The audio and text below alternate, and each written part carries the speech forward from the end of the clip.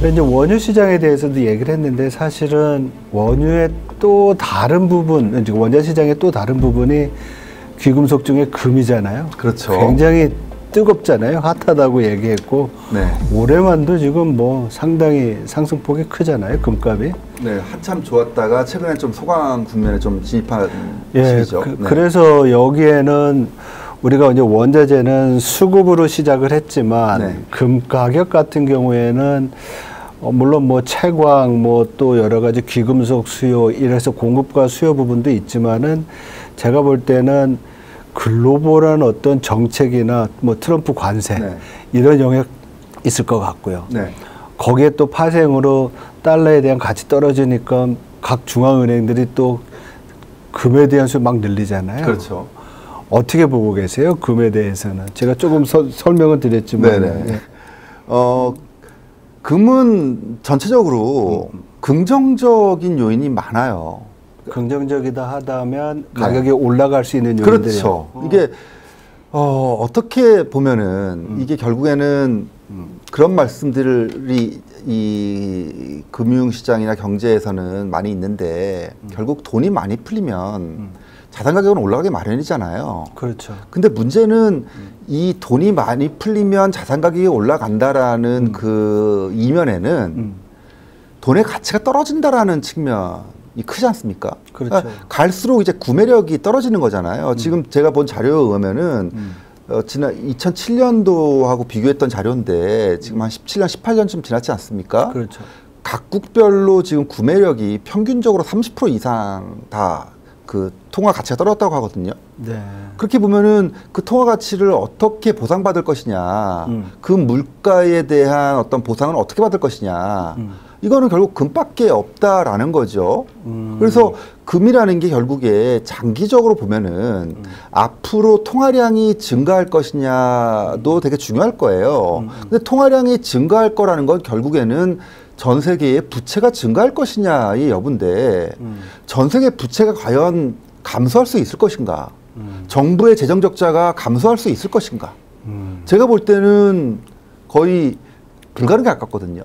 정부의 재정 적자는 계속 이뤄질 수밖에 없을 거고, 이거 뭐 사실 민주주의라는 게 기본적으로 선거 시스템이다 보니까 어떤 정부든 간에 선거에서 이기기 위해서는 증세보다는 감세 쪽이 가까운 거고 재정 지출을 더 많이 펼쳐야 되는 거고, 이렇게 되면은 결국에는 통화량은 계속 증가할 수밖에 없는 그 구조인 거죠.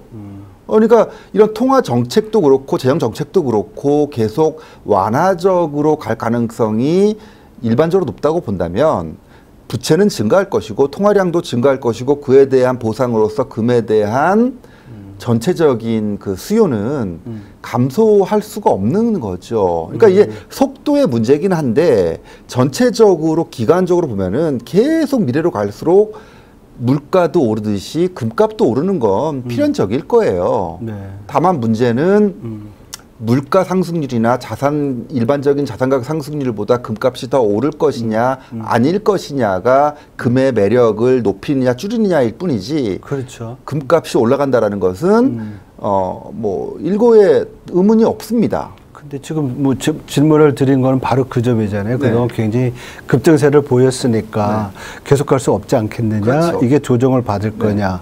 조정을 받는다 그러면 어느 정도고 또 기간 어느 정도인지 뭐 이런 거에 대해서 뭐 원유처럼 단기적인 전망 어렵다는 건 알지만은 그래도 그런 데에 대한 어떤 해안이 있으신지 좀 여쭙고 싶은 거죠.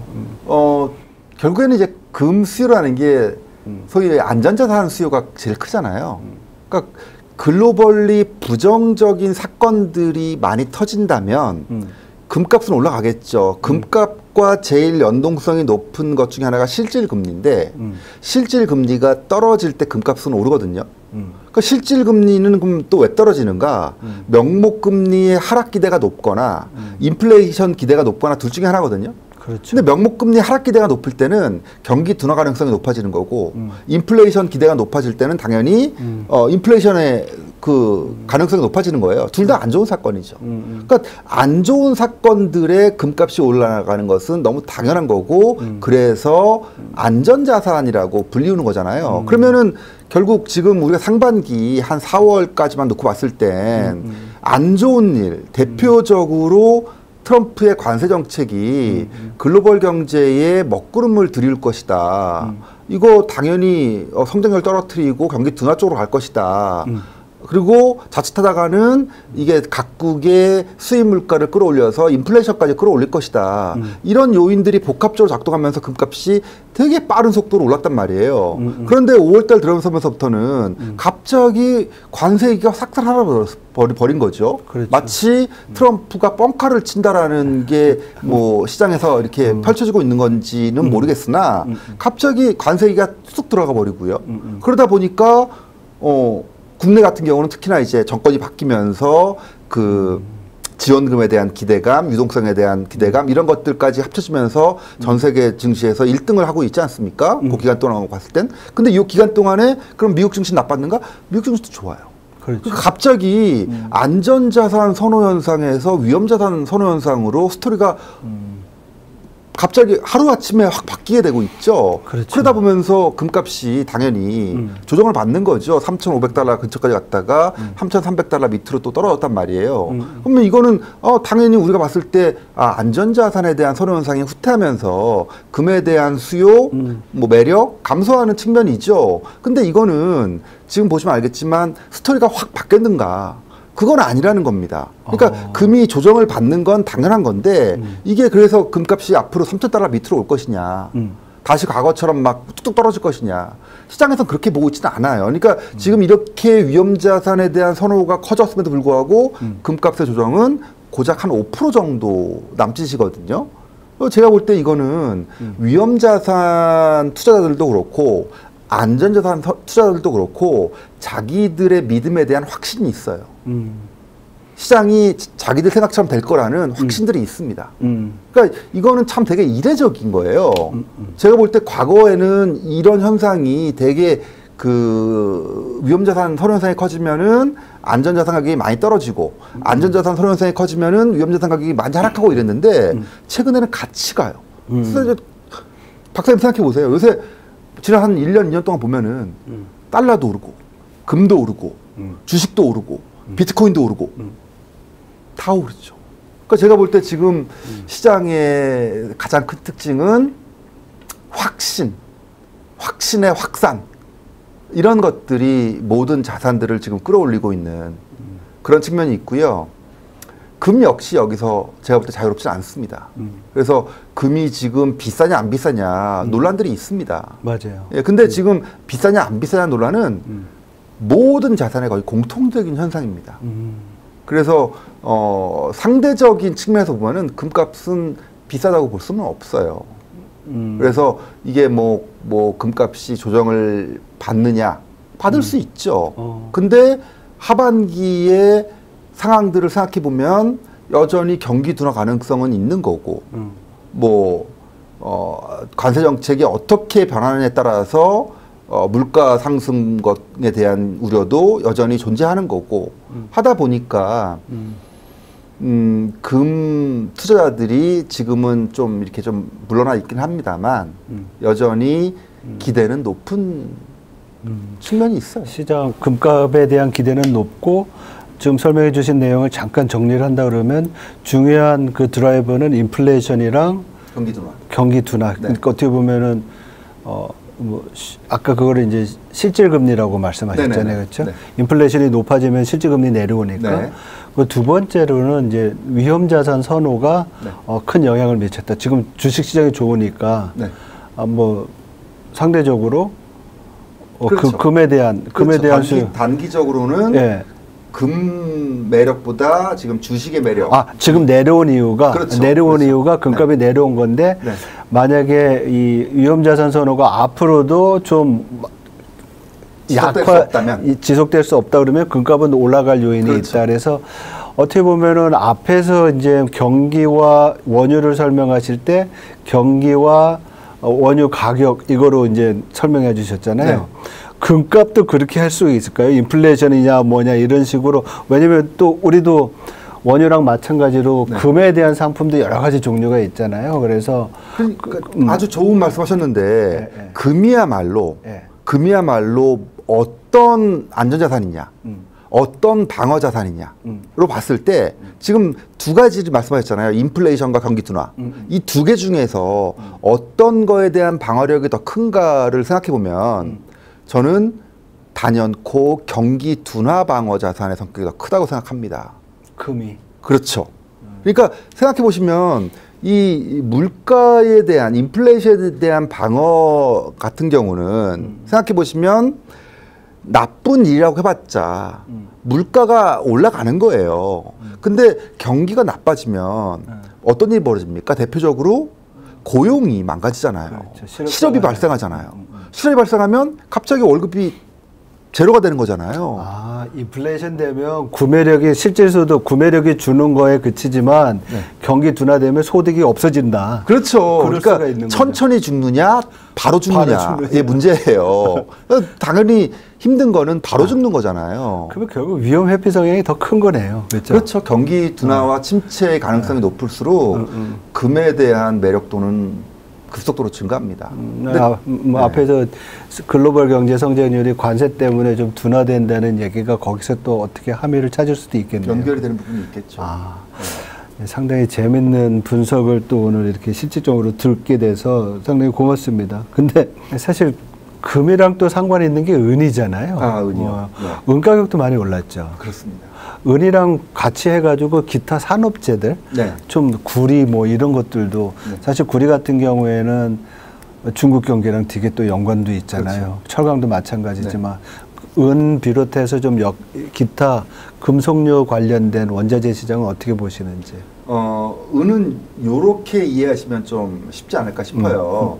은은 귀금속으로 분류가 되기는 하는데 은의 그 용도상 귀금속과 산업금속이 절반씩 사용이 돼요. 은은. 그렇죠. 그러니까 금은 거의 산업 용도로 사용되는 게 없습니다. 금은 한 10% 정도? 그 정도만 뭐 이제 전자제품이라든지 아니면 뭐 치과 우리 보철용으로 사용되고 뭐 이런 것들인데 전체 금에서 그런 비중은 매우 낮습니다. 근데 은은 그 은의 금속 성격이 비투과율이 가장 높은 금속이거든요. 그래서 옛날에는 사진 필름에 많이 사용됐고요. 맞아요. 지금은 태양광 패널에 많이 사용됩니다. 다 이게 그 은의 성격이 그런 게 있기 때문에 그래요. 그 외에도 이제 항균 뭐 이런 것 때문에 이제 바이오 뭐 이제 헬스케어 쪽에서도 많이 좀 사용되는 측면이 있고요. 전체적으로 은의 용도 중에서 절반은 산업용 용도예요. 그래서 은을 어떻게 얘기하냐면은 하이브리드 귀금속이라고 얘기를 합니다. 하이브리드. 그렇죠. 그러니까 금과 산업금속의 일종의 하이브리드 같은 거예요. 그렇게 생각해 보시면 금도 오르고 산업금속, 구리라고 생각해 보세요. 뭐 산업금속 대표 주자는 구리니까요. 금도 오르고 구리도 오른다? 이건 뭐 은에게는 최고의 시기인 거죠. 두 가지. 그렇죠. 그렇죠. 반대로 생각하면은 금도 안 좋고 구리도 안 좋다? 은은 최악이죠. 예를 들면. 그러니까 과거에도 그 은 가격이 정말 미친 듯이 올라갔던 시대가 있어요. 2010년, 11년 뭐 이때 한 1년 사이에 은 가격이 한 3배 정도 올랐단 말이에요. 그때도 뭐 양적 완화와 경기 부양이 같이 동시에 나오면서 금도 오르고 구리도 오르는 시대였거든요. 그때 은 가격이 제일 많이 올랐습니다. 최근에 보시면 금 오르죠. 그리고 구리도 중국의 경기 부양책 등에 의해서 구리 가격도 요새 높아요. 세요. 한동안 되게 안 좋았었죠. 뭐 작년에는 좀 스무스했지만 올해 같은 경우는 구리 가격이 상당히 많이 올랐습니다. 그러니까 올해만 놓고 왔을 때 금도 오르고 구리도 올랐단 말이에요. 은이 안 오르겠습니까? 더 오르죠. 그러니까 사실 지금 은이 연초 대비해서 보면은 금보다 좀 더 올랐고요. 특히 최근에 국면에서 금이 조정을 받았잖아요. 근데 은은 올랐단 말이에요. 왜? 구리 가격이 최근 들어서 한 달 동안에 한 5% 가까이 올랐단 말이에요. 그러니까 거기에 반응하면서 은이 올랐다는 거죠. 그러니까 지금 보통은 일반적으로 금하고 은은 같이 움직이는 편이에요. 근데 일시적으로 만약에 괴리 현상이 벌어진다면 그 원인은 산업금속 쪽에 뭔가 원인이 있을 가능성이 있습니다. 지금이 그래요. 지금이. 그래서 은 가격의 포커스는 일단은 그 생각을 하셔야 돼요. 아, 지금 금액에 좋은 시대인가?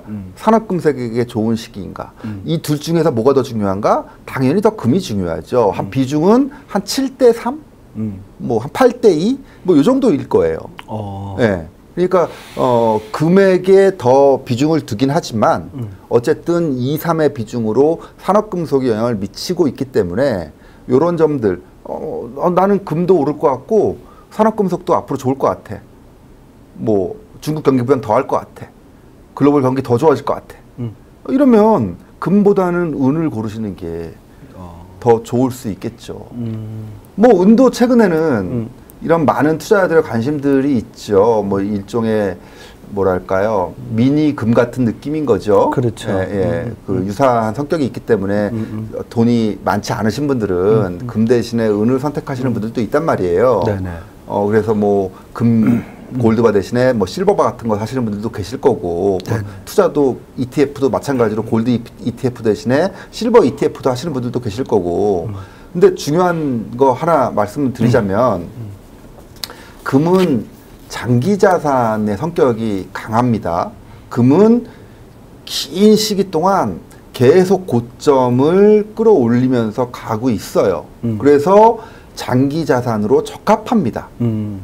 장기 투자 자산으로. 근데 은은 그렇지 않아요. 은은 역사 고점이 1980년도에 한 번 있었고 2011년도에 한 번 있었어요. 그리고 지금도 은가격이 많이 올랐긴 합니다만 아직도 2011년 은값에 비해서는 많이 낮습니다. 네. 그러니까 장기 투자 자산으로서는 적합하지가 않아요. 그래서 은 투자를 뭐 이렇게 나는 10년, 20년 할 거야. 금처럼. 요런 거는 좀 주의할 부분이 있죠. 상당히 중요한 지점을 또 체크해 주신 것 같습니다. 방송 준비하면서 우리가 투자할 때 그 투자 호라이즌에 대한 얘기는 질문을 못 만들었었는데 네.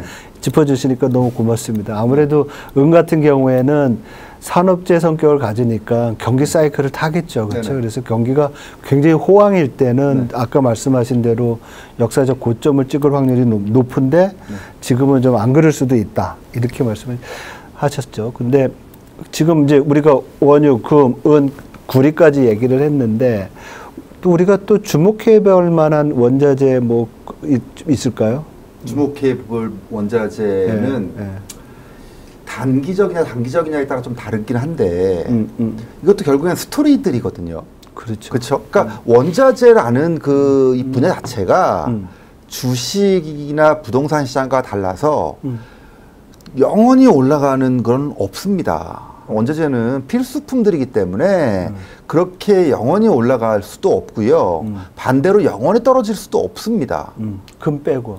그렇죠. 금 빼고. 금 빼고. 예, 맞습니다. 예. 그래서 대부분은 이런 뭐 장기 투자 자산으로 생각할 수는 없어요. 다만 이제 단기적으로 이 스토리들이 있잖아요. 예를 들어서 몇 년 전에 네네. 2차 전지 스토리가 나오면서 맞아요. 양극재 얘기들이 나오고 양극재의 원료로서 되게 중요한 게 리튬이다, 니켈이다 하면서 그런 것들이 단기적으로 뭐 1년, 2년 동안 막 올라가는 그런 케이스들이 있습니다. 맞아요. 근데 또 그 테마가 끝나면은 또 다시 또 재료로 돌아오기 마련이거든요. 그런 측면에서 2차 전지의 미래는 또 뭐 수소 전지 뭐 이런 쪽으로 갈 거라는 지금 얘기들이 있고요.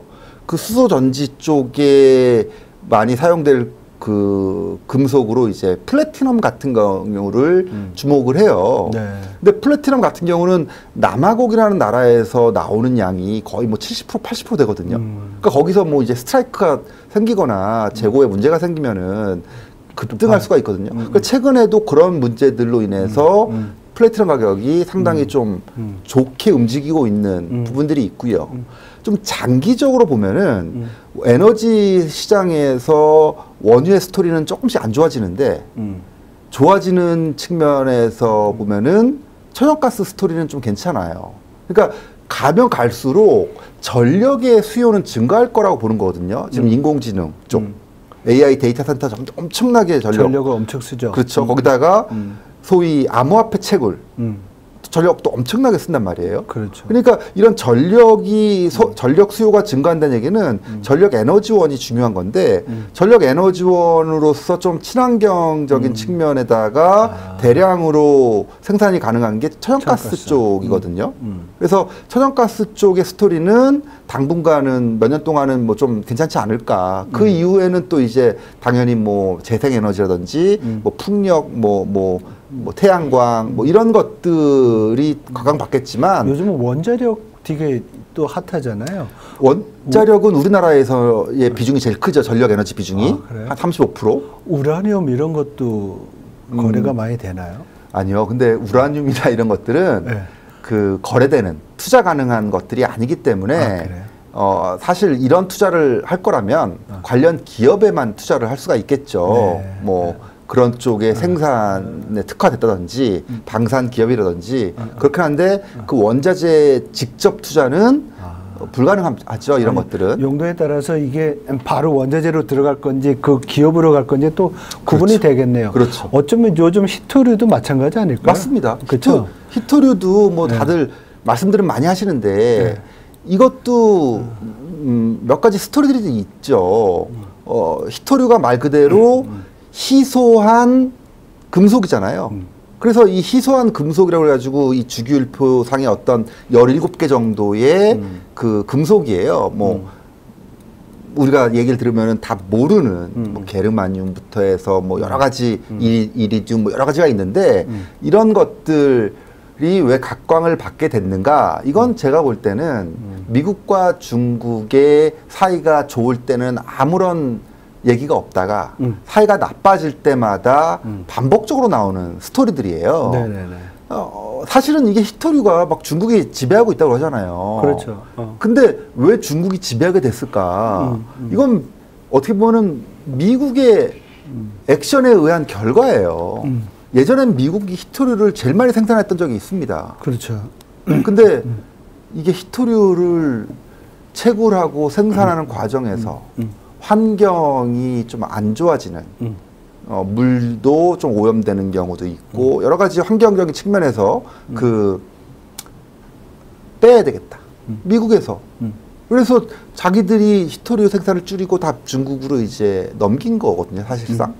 그러니까 그런 측면에서 보면은 이게 그 처음에는 윈윈처럼 갔던 건데 이게 결국에는 공급망 붕괴가 되고 히토류에 대한 중요성이 부각되면서 이런 무역 전쟁으로 가고 하다 보니까 그 서로 뭐랄까요 보복의 개념에서 수출을 중단시키거나 이러면서 불거지는 문제지 이게 정말 희소한 건 아니에요. 또 생각해 보면. 네, 그래서 마음만 먹으면 미국이 다시 또 생산할 수도 있습니다. 그래서 이게 과연 뭐 글로벌 경제나 뭐 이런 메커니즘에서 아주 커다란 우려사항이라고 보지는 않습니다. 네. 그렇다 그러면 지금 미중 갈등 말씀하셨는데 미중 갈등으로 우리가 뭐 주목해야 될 만한 이런 원자재가 있을까요? 미중 갈등으로 인한 원자재는 결국은 이제 관세 쪽이잖아요. 그렇죠, 관세. 관세 쪽과 관련해서 지금 가장 대표적인 게 뭐 철강, 알루미늄 뭐 이런 것들인데 제가 볼 때는 구리도 좀 관련이 높아요. 그래서 이게 구리가 갈수록 여기저기 사용되는 데가 많거든요. 지금 전기차 쪽에서도 구리가 많이 사용이 되고요. 그 다음에 전력 생산, 전력 수요가 증가하면서 결국에는 전선 쪽도 구리가 많이 사용되고요. 그러다 보니까 뭔가 관세가 부과될 것 같으면 미리 그 재고를 높여 놓으려고 하는 그런 측면에서 상반기에 구리 가격이 좀 강세를 보인 측면도 있거든요. 그럼 하반기에 좀 내려갈 수도 있겠네요. 그렇죠. 만약에 그 관세가 현실화되고 그렇다면은 뭐 그럴 측면이 있겠죠. 근데 현재로서는 하여간에 제가 볼 때는 그 갈등의 중심에 이런 구리나 알루미늄 뭐 이런 금속들이 중심에 있다고 봐야겠죠. 네. 네. 하긴 뭐 지금 관세 제일 핫한 것이 철강, 알루미늄 뭐 네. 이런 부분에 대한 관세가 있으니까 네. 원자재 시장에 분명히 영향이 있을 것 같아요. 그래서 우리가 쭉 금속이랑 뭐 산업적 봤는데 최근에 커피값 같은 것도 되게 관심이 많았었잖아요. 네. 커피 우리 많이 마시는데 네. 가격 많이 올랐어요. 네. 농산물 원자재 중에서는 뭐 주목하고 계시는 게 있나요? 농산물이야말로 가장 분석이 어렵고 전망이 어려운 부분이 있죠. 이유로 맞아요. 친다면 맞아요. 기본적으로 기상 요인이라는 그렇죠. 게 있잖아요. 엘니뇨 뭐 그렇죠. 라니냐, 라니냐 뭐 이런 것도 있고 그다음에 산불, 가뭄 뭐 이런 요인들 북반구와 남반구에 대량으로 뭐 발생하는 이런 것들인데 그러다 보니까 농산물 같은 경우의 정보가 일반인들이 늦죠. 이거는 그래서 기관 투자가 소위 뭐 헤지펀드, 사모펀드 이런 쪽이 정보 취득 속도나 그 질이 훨씬 더 높기 때문에 일반 개인 투자자들이 투자하기에는 그다지 적합한 시장이라고 볼 수는 없어요. 네. 다만 이쪽 농산물도 인플레이션에 좀 민감한 편이에요. 네. 그러니까 제가 볼 땐 두 가지, 인플레이션과 유가에 좀 민감한 편이거든요. 이 농산물도. 그래서 전체적으로 보면은 물가 기대가 높아질수록 농산물 가격도 올라가는 측면이 있고요. 물가가 안정될수록 농산물 가격도 상당히 하향 안정되는 경향이 높아요. 그래서 지난 10년간의 흐름을 보면은 그런 측면들이 컸고요. 그리고 장기 투자 절대 금물 자산이기도 하죠. 올해 만약에 대파 가격이 올랐다? 그러면 내년에는 대파 더 많이 심겠죠. 대파 가격 떨어집니다. 네. 이게 희소성이 없어요. 기본적으로 장기 투자라는 거는 희소성을 기반해서 가는 건데 농산물이야말로 경장 면적만 있으면 얼마든지 생산할 수 있고 기술 발전으로 인해서 경쟁력도 증가하고 하기 때문에 장기 투자하면 절대 안 되는 그런 측면이 크죠. 네. 다만 네. 지금 말씀하셨던 커피 같은 경우는 네. 이 재배 기간이 좀 단연이에요. 한 2, 3년 뭐 이상 이렇게 하다 보니까 한번 작황이 망가지면 뭐 브라질 쪽에 엄청난 뭐랄까요, 뭐 냉해 뭐 이런 게 와가지고 다 같이 이제 커피 나무들이 망가지고 하면은 요게 다시 복구되는데 한 2, 3년 걸리다 보니까 커피 가격이 지난 몇 년 동안 상당히 강세를 구가했죠. 그래서 사실 우리가 뭔가 스토리를 보면은 야 중국인들이 커피 많이 마시기 시작했대. 하면은 막 커피 가격이 언젠가 올라갈 것 같고 막 이렇지만 실제로 이 농산물들은 이 수요의 반응성보다 공급의 반응성이 더 커요. 그래서 아까도 말씀드렸던 그런 기상에 의해서 공급이 급감할 때 그럴 때 가격이 급등한단 말이에요. 올해 초에도 미국에서 에그플레이션이라고 해가지고 달걀 가격이 뭐 한 알에 무슨 1,000원 이상 막 올라가고 막 그랬단 말이에요. 그렇죠. 그게 막 갑자기 수요가 증가해서 그런 게 아니라 공급 문제. 그렇죠. 결국에는 그 병충해 때문에 조류독감으로 인해서 그 닭들이 다 폐사되다 보니까 계란 공급이 감소하고 그런 것들이 영향을 미친 거란 말이죠. 그래서 농산물에서 지금 중요시 생각해야 되는 것들은 이런 부분들. 그래서 만약에 정말 뭐 내가 기상 요인에 관심이 많고 그래서 지금 어디서 무슨 일들이 벌어진다라고 하는 것들을 체크할 수 있다면 그런 부분들이 작황에 영향을 줄 수 있는 부분들을 판단하셔서 투자하실 수는 있겠죠. 또는 미국이 관세 정책을 부과했을 때 중국이 보복으로 무슨 옥수수 수입이나 뭐 밀 수입을 뭐 중단한다든지 그랬을 때 해당 농산물을 가격은 어떻게 될까? 뭐 이런 생각을 해보시면은 또 그런 또 상상의 나래를 펼 수도 있겠죠. 예, 근데 어쨌든 쉽지는 않은 부분이에요. 네. 오늘 진짜 뭐 귀금속부터 원유, 귀금속 그리고 농산물까지 쭉 오면서 각각 시장의 특성에 대해서 좀 우리가 자세히 들을 수 있는 시간이었던 것 같아요. 네, 오늘 우리 원자재 시장에 대해서 쭉 들었는데 사실 원자재 시장 하면 시장이잖아요. 수요와 공급이 가격을 결정하는 것입니다. 그리고 이 가격에는 또 정부 정책도 또 여러 가지 글로벌 이벤트들이 영향을 미치는데요. 이러한 것들이 이제 다 불확실성으로 다가와서 우리가 이렇게 이제 고민하는 시간을 갖는 것 같습니다.